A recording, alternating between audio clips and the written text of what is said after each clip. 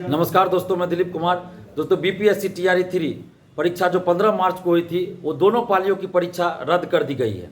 ये छात्र आंदोलन की बहुत बड़ी जीत है, क्योंकि बहुत सारे लोग लगे हुए थे, बड़े बड़े नेता लगे हुए थे, मंत्री विधायक भी लगे हुए थे कि परीक्षा रद्द ना हो। लेकिन ये छात्र आंदोलन का दबाव था। 21 मार्च को छात्र आंदोलन होना था और 20 मार्च को ही दोनों पालियों की परीक्षा को रद्द कर दिया गया। ये छात्र आंदोलन की बहुत बड़ी जीत है और इस जीत के लिए आप तमाम छात्र छात्राओं को, अभिभावक गणों को हम दिल से धन्यवाद देते हैं कि आप लोगों ने जो समर्थन दिया इस आंदोलन का, उसका असर हुआ सोशल साइट्स पे। जो आप लोगों ने कमेंट किया, वो सारा कमेंट सरकार के लोग देखते हैं और सरकार को लग गया कि आंदोलन में ये आंदोलनकारियों की जो संख्या होगी वो बहुत ज़्यादा होगी। और इसी आंदोलन के दबाव के चलते बीपीएससी टीआरई 3 की दोनों शिफ्ट की परीक्षा को रद्द कर दिया गया है। कुछ शिक्षकगण जो इस आंदोलन का समर्थन कर रहे थे, समर्थन में वीडियो भी बनाए, वैसे शिक्षकों को भी दिल से धन्यवाद। और कुछ ऐसे भी शिक्षक हैं जो आंदोलन का विरोध भी कर रहे थे और आंदोलन के विरोध में बहुत सारी चीजें कर रहे थे, अफवाह फैला रहे थे कि छात्र न जाए, छात्राएं आंदोलन में न जाएं। तो ऐसे शिक्षकों को भी चिन्हित करने की जरूरत है, क्योंकि ये शिक्षक का लाने के लायक नहीं है और वैसे शिक्षकों की पहचान भी की जा रही है। और आप लोग भी कीजिए और वैसे शिक्षकों का बहिष्कार कीजिए। दिलीप कुमार छात्र हित के लिए लड़ता आया है 8-9 साल से। हमको किसी से डर नहीं होता है, चाहे वो शिक्षक हो, नेता हो, मंत्री हो, विधायक हो, कोई भी हो, आईएएस आईपीएस अधिकारी, हम किसी से डरते नहीं है। और जो भी शिक्षक इस आंदोलन को कमजोर करने का प्रयास किए हैं, उनका नाम कल उजागर किया जाएगा।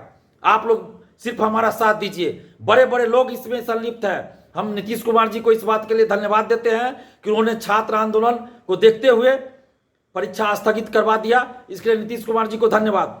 साथ ही नीतीश कुमार जी से हाथ जोड़कर हम आग्रह भी कर रहे हैं कि कब तक ऐसा चलता रहेगा बिहार में? कब तक पेपर लीक होगा, परीक्षा रद्द होगी? कब तक चलेगा जनाब, बताइए थोड़ा।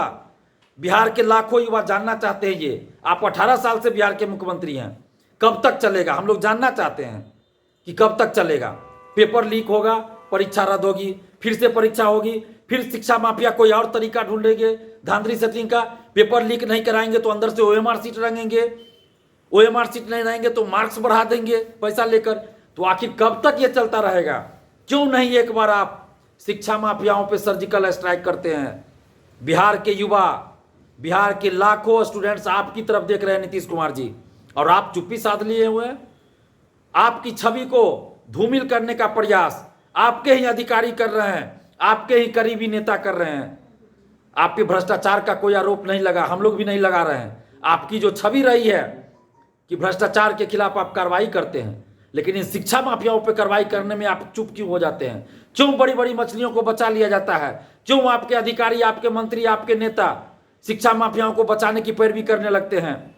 इस पेपर लीक में बड़े बड़े नेता, बड़े बड़े आईएएस आईपीएस, बड़े बड़े कोचिंग संचालक शामिल है। इन सभी पे सख्त कानूनी कार्रवाई कीजिए नीतीश कुमार जी, और एक कठोर कानून लाइए जिसमें शिक्षा माफियाओं को 3 से 6 महीना के अंदर स्पीडी ट्रायल करके सजा हो। जो अभ्यर्थी पकड़े जाए, जो सेटर दलाल शिक्षा माफिया हो, उसकी सारी संपत्ति जब्त की जाए। जो कोचिंग संचालक हो, शिक्षक हो, उसका कोचिंग बंद किया जाए, उसके कोचिंग पे बुलडोजर चलाया जाए। जो भी शिक्षा माफिया हो, उसके घर पे बुलडोजर चलाया जाए, उसकी सारी संपत्ति जब्त की जाए और 10 से 15 साल की सजा कम से कम हो। कम से कम 10 से 15 साल की सजा, उससे ज्यादा जितनी हो सके। और अभ्यर्थी अगर कोई इसे संलिप्त पाया जाता है, कोई सेटर पाया जाता है, तो उसको सारी परीक्षाओं से प्रतिबंधित कीजिए। कोई भी परीक्षा नहीं दे सकता, कोई भी नौकरी नहीं कर सकता। अगर नौकरी में है, चाहे वो सेटर दलाल हो या अभ्यर्थी, तो नौकरी से उसको बर्खास्त कीजिए। 67वीं बीपीएससी में कई लोग पकड़े गए थे, नौकरी में थे, सेटिंग से नौकरी में गए। 67वीं बीपीएससी का पेपर लीक किए, उसमें पकड़े गए, फिर जेल गए, फिर बाहर आके नौकरी कर रहे हैं। तो क्यों नहीं नौकरी से वैसे लोगों को बर्खास्त किया जाता है? वैसे लोगों को बर्खास्त कीजिए। और प्रिंटिंग प्रेस, जिसपे बार बार ये कहा जाता है कि प्रिंटिंग प्रेस से क्वेश्चन लीक हुआ, प्रिंटिंग प्रेस से पेपर लीक हुआ, तो कहीं ये साजिश भी तो नहीं चल रही है कि पेपर लीक करो और प्रिंटिंग प्रेस पे जिम्मेवारी थोप दो कि वो है दोषी? ये भर्ती आयोग के द्वारा कोई साजिश तो नहीं चल रही है? और प्रिंटिंग प्रेस को क्या होता है, कोई प्रिंटिंग प्रेस से पेपर लीक हुआ कहा जाता है, फिर अगली बार क्या होता है कि दूसरे प्रिंटिंग प्रेस को देंगे। और वो प्रिंटिंग प्रेस किसका होता है? उसी का होता है, बस नाम चेंज हो जाता है। दूसरे नाम से प्रिंटिंग प्रेस, किसी अपने रिलेटिव के नाम से प्रिंटिंग प्रेस बना लेते हैं। और ये अरबों रुपए का खेल इसमें चलता है। जो शिक्षा माफिया है, जो भर्ती आयोगों के कुछ शिक्षा माफिया हैं, वो लोग भी पैसा लेकर ये देते हैं, उसको जिम्मेवारी देते हैं क्वेश्चन छापने के लिए पैसा लेकर। तो ये अरबों रुपए का खेल चल रहा है, ये खेल बंद होना चाहिए। और सरकार अपना प्रिंटिंग प्रेस क्यों नहीं स्थापित कर सकती है? जब अरबों रुपए खरबों रुपए खर्च हो रहे हैं तो एक प्रिंटिंग प्रेस बनाने में क्या दिक्कत है? एक प्रिंटिंग प्रेस अपना ही स्थापित कर ले बिहार सरकार, जहां पे हर परीक्षा का क्वेश्चन की छपाई हो।